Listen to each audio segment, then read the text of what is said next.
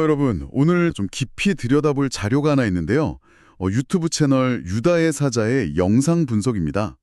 이게 특정 사건, 그러니까 도널드 트럼프 대통령의 영국 국빈 방문 같은 걸 통해서요. 세상 권력이나 화려함, 이런 게 얼마나 잠깐인가, 그리고 정말 영원한 가치는 어디에 있는가, 이런 성찰을 담고 있더라고요. 결국 세상의 위대함이란 건 한순간이고 영원한 건 좀 다른 데 있다, 이런 메시지를 던지는 것 같아요. 오늘 저희는 이 분석이 제시하는 어떤 핵심 주장들, 또 근거들, 이걸 한번 같이 파헤쳐 보려고 합니다. 자, 그럼 시작해 볼까요? 우선 자료에서 아주 생생하게 묘사하는 장면이 나와요. 트럼프의 영국 국빈 방문. 와, 이거 찰스 국왕에 직접 영접하고 윈저성에서 만찬도 열리고 의전 규모나 관심이 정말 대단했다고 하죠. 미국에서 그 특수 헬리콥터까지 가져오고 경호는 거의 군사작전 수준이었다고 하고 언론은 계속 생중계하고 그랬다면서요. 진짜 대단한 광경이었을 것 같아요. 네, 맞아요. 근데 바로 그 화려함, 그게 이 자료가 말하려는 핵심이랑 딱 연결이 됩니다.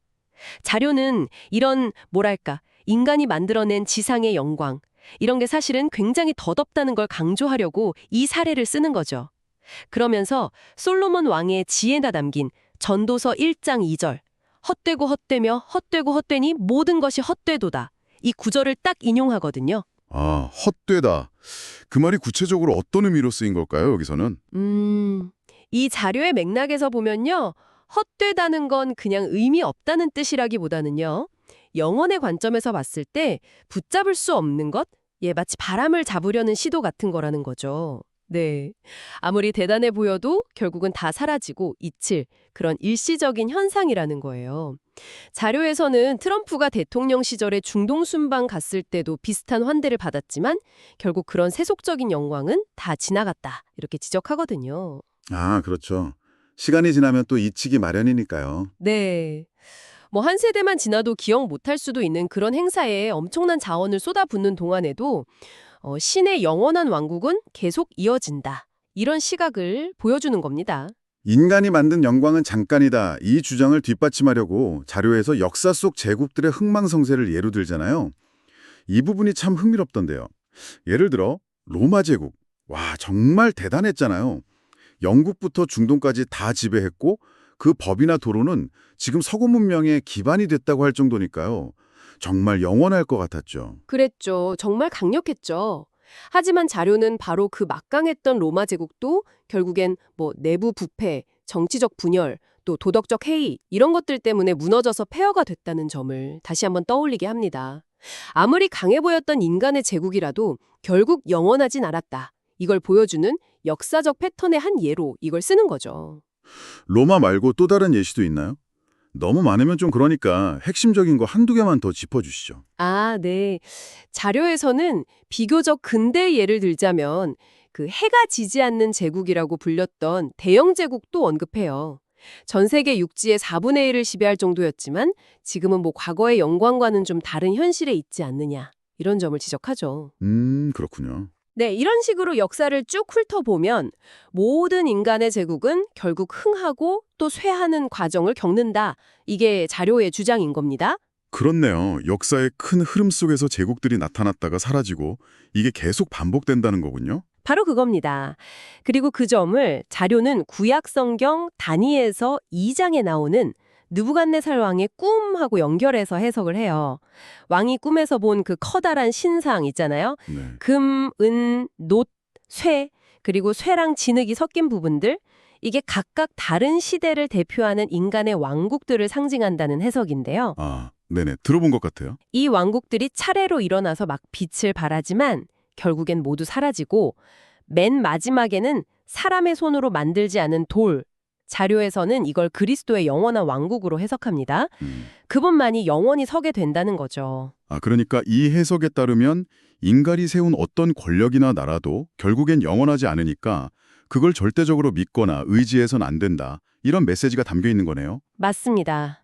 자료는 국가나 군사력, 정치 지도자 같은 세상의 힘은 나타났다가 사라지지만 신적인 통치는 영원하다. 이런 관점을 제시하면서 세상 권력을 너무 의지하지 말라는 경고를 하고 있는 셈이죠. 제국뿐만 아니라 엄청난 권력을 가졌던 개인들도 결국 유한한 존재였다는 점도 자료가 강조하는 것 같던데요. 네, 예를 들면 바빌론의 느부갓네살 왕? 아까 그 꿈꾼 왕이죠. 네. 네, 맞아요. 그가 정말 고대 세계에서 가장 강력한 제국 중 하나를 건설했지만 다니엘서 4장에 보면 그 교만함 때문에 신께서 그를 낮추셨다고 나오죠. 들짐승처럼 살게 된 후에야 비로소 신께서 인간의 나라를 다스리시는구나 이걸 인정하게 됐다는 이야기가 나옵니다. 그 이야기가 이 자료의 핵심 주장이랑은 어떻게 연결되는 거죠? 자료는 이 느부갓네살의 경험을 통해서 아무리 강력한 인간 통치자라고 해도 궁극적으로는 신의 주권 아래 있다는 점을 보여려는 거예요. 인간의 권력이라는 게 신이 허락하실 때만 존재하고 또 언제든 거둬가실 수 있다는 거죠. 그리고 또 다른 흥미로운 예시가 로마 황제 카이사르 아우구스투스인데요. 그 모든 로마 영토에 호적 등록 명령 내렸던 황제요? 네, 맞습니다. 자료는 그가 내린 그 강력한 명령이 참 아이러니하게도 예수 그리스도가 베들레헴에서 태어날 거라는 그 성경 예언을 이루는 데 사용됐다고 지적해요.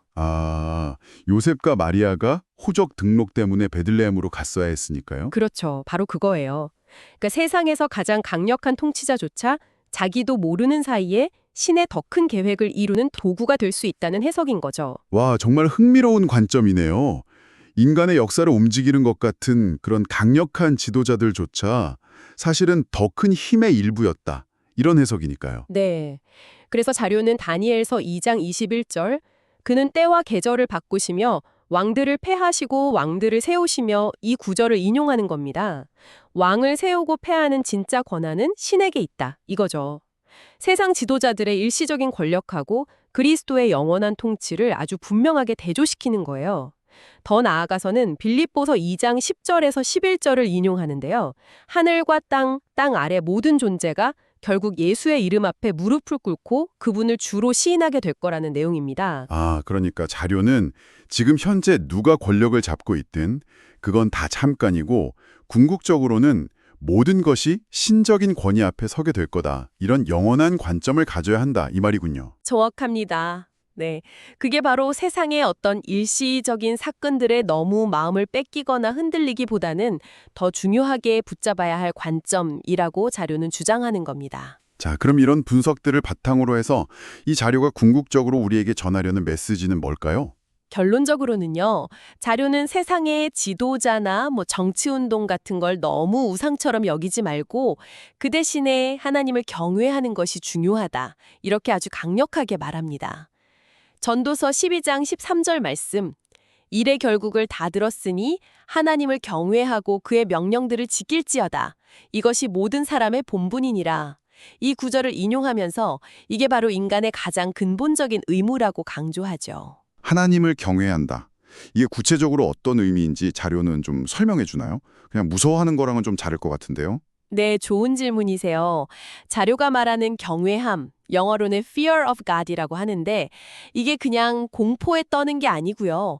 하나님의 그 거룩하심, 절대적인 능력, 그리고 공의로우심, 이런 것에 대한 깊은 인식에서 오는 존경심, 그리고 외경심, 이걸 의미합니다. 자료는 잠언 9장 10절 여호와를 경외하는 것이 지혜의 근본이요. 이 말씀을 근거로 들어서 이런 경외심이야말로 진짜 지혜의 시작이라고 주장해요. 그럼 반대로 이 경외심이 없으면 어떻게 된다고 보는 건가요? 자료는 로마서 3장 18절을 인용하면서 불의한 사람들의 특징 중 하나가 그들의 눈앞에 하나님을 두려워함이 없느니라라고 지적해요. 즉 하나님에 대한 경외심이 없어지면 사람들이 죄를 너무 가볍게 여기고 담대하게 악을 행하고 또 교만해진다는 거죠. 현대사회에서는 이런 경외심이 점점 사라지고 있는 것 같다. 이런 세태를 자료는 좀 우려하면서 지적하고 있습니다. 어떤 거룩한 것에 대한 존중 대신에 너무 가벼운 무관심이 퍼져 있다는 비판인 거죠. 그렇다면 이 경외심이 왜 그렇게 중요하다고 계속 강조하는 걸까요? 자료는 히브리서 12장 29절 우리 하나님은 토멸하는 불의심이라는 말씀을 통해서 하나님을 가볍게 여겨서는 안 된다고 다시 한번 상기시켜요. 이 경외심, 그러니까 하나님이 어떤 분이신지에 대한 올바른 인식이 바로 지혜와 절제 그리고 영원에 대한 참된 이해의 출발점이라는 겁니다. 많은 사람들이 뭐 더 많은 돈, 권력, 인정 이런 걸 추구하지만 자료는 인간에게 정말 필요한 건 바로 이 하나님을 경외하는 마음이다 이렇게 역설합니다. 세상을 좇기보다는 창조주에 대한 경외심을 키워야 한다 이 말이죠. 그러니까 눈앞에 보이는 뉴스 헤드라인이나 정치인들의 행보에 너무 집중하기보다는 영원하신 만왕의 왕 앞에 경외함으로 서는 것이 더 중요하다. 이런 강력한 권고네요. 네, 맞습니다. 우리의 모든 결정이나 말, 심지어 뭐 남들이 보지 않는 은밀한 생각이나 동기까지도 전부 다 그 경외심 안에서 이루어져야 한다. 이런 메시지를 담고 있다고 볼 수 있겠습니다. 네, 오늘 저희가 살펴본 이 자료는 결국 트럼프의 국빈 방문 같은 그런 화려한 정치 행사나 역사 속에 강력했던 제국들, 위대한 지도자들 이런 걸로 대표되는 세상의 일시적인 영광 이것과 그와는 아주 대조적으로 신적인 권위, 또 영원한 가치에 대한 경외심을 강조하는 관점 이 둘 사이의 뚜렷한 차이를 보여주었습니다. 눈에 보이는 세상의 힘은 뭐랄까 바람처럼 지나가지만 보이지 않는 영원한 진리는 계속된다는 거죠. 그렇다면 이 자료가 제시하는 관점, 즉 세상 권력은 덧없고 더 높은 권위를 경외해야 한다는 이 요청을 우리가 좀 진지하게 받아들인다면 어떨까요? 여기서 한 가지 좀 생각해 볼 만한 질문이 떠오르는 것 같아요. 만약 우리가 정말 이런 영원한 관점으로 지금 우리 주변에서 벌어지는 일들을 바라본다면요. 글쎄요, 우리 일상의 우선순위나 세상 돌아가는 소식에 대한 우리의 반응, 이게 어떻게 달라질 수 있을까요? 무엇이 더 중요하게 느껴지고 또 반대로 무엇에는 좀 덜 마음을 쓰게 될까요? 이 질문에 대해서 한번 스스로 답을 찾아보시는 것도 꽤 의미 있는 시간이 될 것 같습니다.